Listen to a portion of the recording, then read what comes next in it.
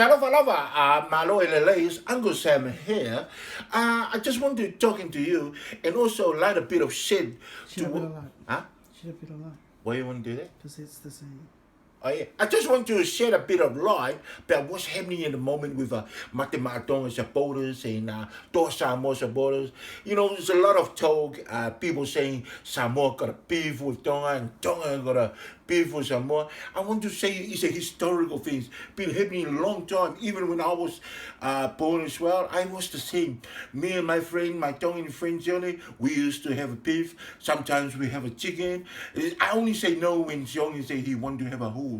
So, you know, these things, I think we need to come together, have a good time on Saturday, have a real fun in that rugby game, and I know Tosamos going to win by 70 points, but let's all come with one love, you know.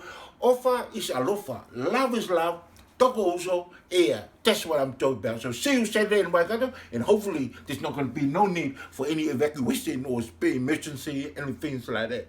So we are all one. We are all one beef. Thank you very much.